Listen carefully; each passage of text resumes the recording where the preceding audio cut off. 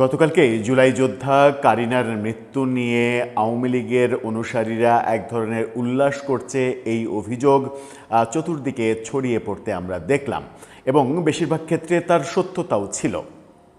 উল্লাস আমরা দেখেছি, একটা মৃত্যু মানুষের উল্লাসের কারণ হয়, শুধুমাত্র এই আওয়ামী লীগের অনুসারীরাই যে সেটা করেছে সেটা তো নয়। প্রফেসর ইউনূসের আমলে সেটা আমরা তাদের বিপক্ষে বহুবার দেখেছি। তার মানে দুই পক্ষই এই উল্লাসে মেতেছে, ন্যূনতম সম্মানবোধ কারো কাছ থেকেই আমরা পাইনি। গতকালকে কারিনার মৃত্যুতে আওয়ামী লীগ উল্লাস করেছে, এই আলোচনা ফিকে হতে না হতেই গত রাতে ঘটেছে আবারও একটা ভয়ঙ্কর ঘটনা, মবের ঘটনা, এবং কক্সবাজার অঞ্চলে এই মবের শিকারে পরিণত হয়েছেন একজন ছাত্রলীগের কর্মী। সেই মব থেকে তাকে বাঁচাতে গিয়ে তার মা মারা গেছেন।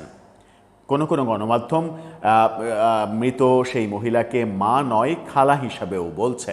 মা খালা যেই হন না কেন, এই যে বাঁচাতে যে মবের কবলে পড়ে মারধর খেয়ে তিনি মারা গেলেন, এটাকে আমরা কি মানবিকতার মধ্যে কোনো ঘটনা বলতে পারি কিংবা ভাবতে পারি? কি হচ্ছে আদতে দেশে? দর্শক, সেই আলোচনাই করবো এই ভিডিওতে। থাকবেন পলিটিক্স টিভির নিয়মিত আয়োজনে।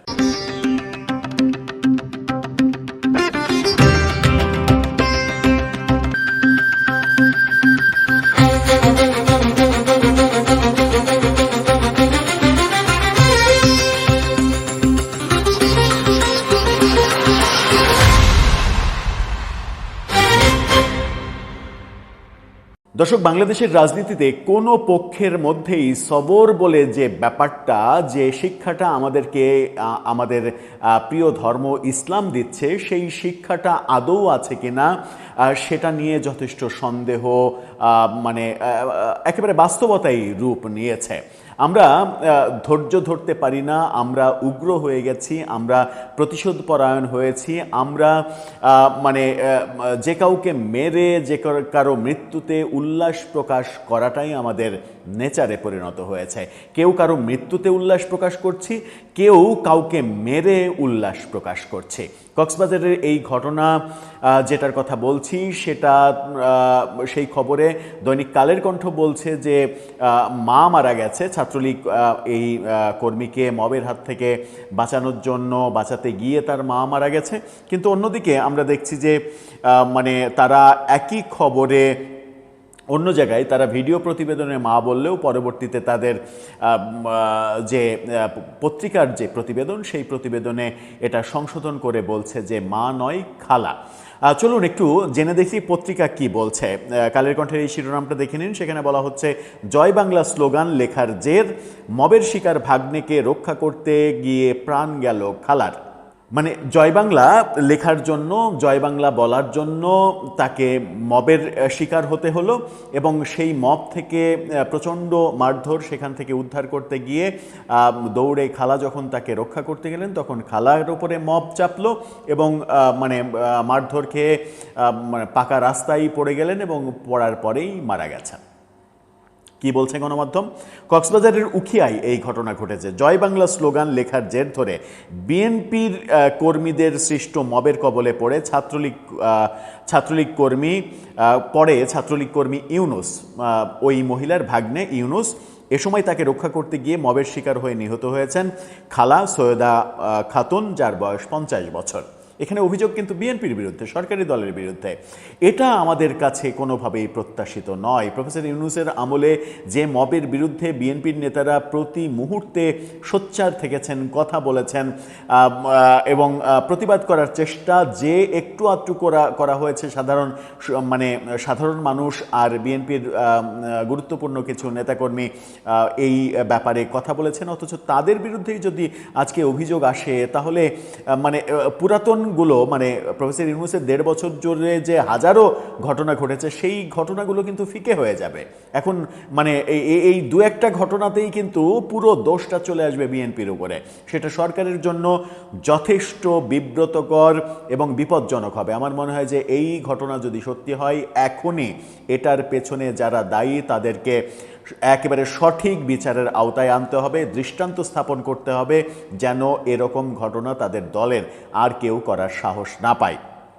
কি বলছে পুলিশ? নিহত নারীকে ইউনূসের খালা বলে জানালেও উখিয়া উপজেলা বিএনপির সভাপতি সারোয়ার জাহান চৌধুরী তিনি আবার কি বলছেন দেখেন।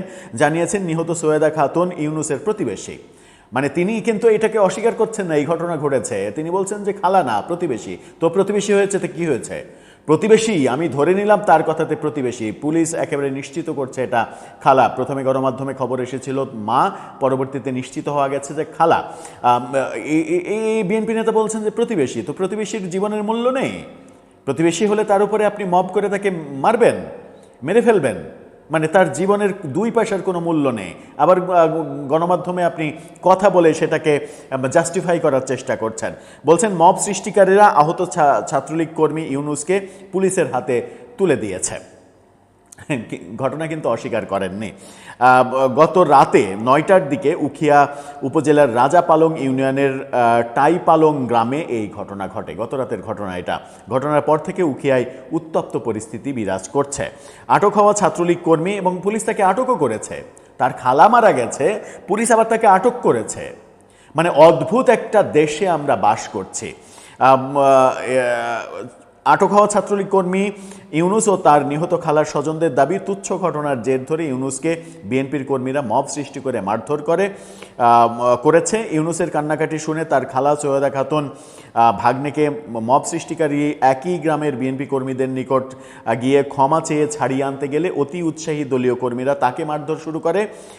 এতে সেই নারী মারধরের এক পর্যায়ে রাস্তায় পড়ে যান এবং তারপরে হাসপাতালে নিলে তাকে ডাক্তাররা মৃত ঘোষণা করেন।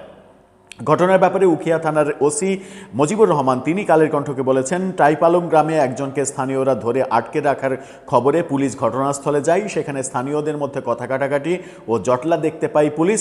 এর আগে থেকেই সেখানে এরকম দলাদলির ঘটনা ঘটছিল। তিনি জানান ইউনূসকে আহত অবস্থায় উদ্ধার করেছে পুলিশ।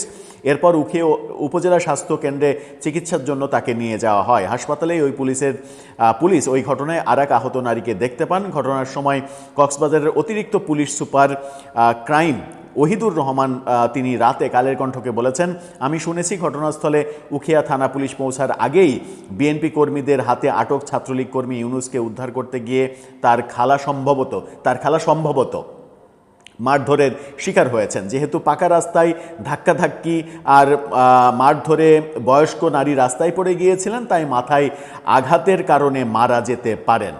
মানে এটাকে কত সিম্পল করা যায়, কত সাধারণ করা যায়, কত দোষ কমানো যায়, সেই চেষ্টাই পুলিশ অফিসারের বক্তব্যে খুবই স্পষ্টভাবে বোঝা যায়। তিনি জানান নিহত নারীর সুরতহাল করে এখন লাশ উখিয়া থানায় রাখা হয়েছে। সেই সঙ্গে আটক ছাত্রলীগ কর্মী ইউনূসকেও রাখা হয়েছে থানায়। সে থানায় তা কেন থাকবে? তার কি দোষ? তার উপরে মব তৈরি করা হলো, তাকে পেটানো হলো, অর্ধমৃত করা হলো, তার খালাকে মেরে ফেলা হলো, তারপরেও সে থানায় থাকবে, আর যারা মারল তারা বাইরে থাকবে। এ ব্যাপারে উখিয়া বিএনপির সভাপতি সারোয়ার জাহান চৌধুরী তিনি রাতে কালের কণ্ঠকে বলেছেন, বাস্তবে এত বড় ঘটনা নয়। কত বড় ঘটনা তাহলে? তিনি বলছেন, বিষয়টি আমি দেখছি। তবে স্থানীয় টাইপালং মাদ্রাসার দেয়ালে জয় বাংলা স্লোগান লেখা থেকে গত বৃহস্পতিবার ছাত্রলীগ কর্মী ইউনূসের ফেসবুক আইডিতে কিছু লেখালেখি নিয়ে গত 2 দিন ধরে উত্তপ্ত পরিস্থিতি বিরাজ করছিল। মাদ্রাসার ওয়ালে জয় বাংলা লেগেছে, এটা তার অপরাধ। এই অপরাধে তাকে পিটিয়ে মেরে ফেলার জোগাড় করা হয়েছে, যে মৃত্যুটা তার খালার হলো।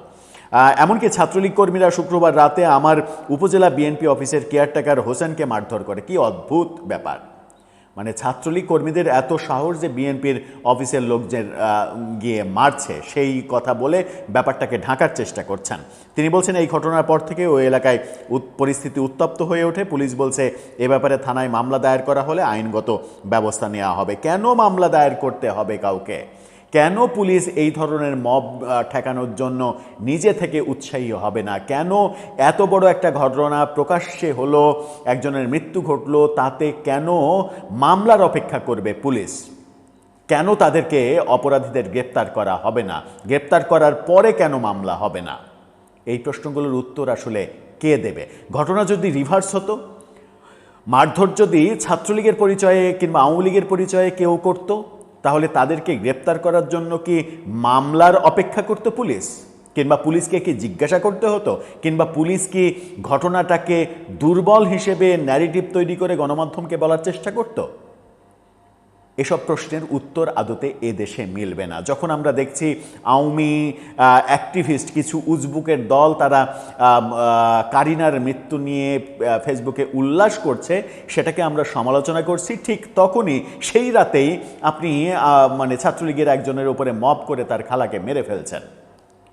তাহলে আসলে সহনশীল হবে কি করে? সহনশীল রাজনীতি আমরা পাবো কিভাবে? কিভাবে আমরা প্রত্যাশা করব এই সমাজটা সুস্থ হবে কিংবা সুষ্ঠুভাবে চলবে? আদতে এই সমাজের আসলে শেকড়ে পচন ধরেছে, এবং শেকড়ের পচন থেকে উদ্ধারের পদ্ধতি কি সেটা আমাদের জানা নেই। যে পচনটা ভয়াবহভাবে রীতিমতো মানে কি বলবো, যে স্ক্যাবিস কিংবা মানে এর চাইতেও ভয়াবহ যে পচনের, শরীরের পচনের রোগ থাকে, সেই রোগগুলো ধরিয়ে দিয়ে গেছেন আসলে ছোঁয়াচে প্রফেসর ইউনূস। এবং এই রোগ থেকে বাঁচার জন্য শেকড়ের বড় বড় অংশ কেটে ফেলে আবার পুনরায় জল সার দিয়ে, মানে জল পানি ঢেলে সার দিয়ে সে বাংলাদেশ নামক বৃক্ষটাকে আবারও সতেজ করার একটা একেবারে শুরু থেকে প্রচেষ্টা করা ছাড়া কোনো উপায় নেই। দর্শক, আপনার মন্তব্য জানিয়ে লিখতে পারেন আমাদের কমেন্ট বক্সে।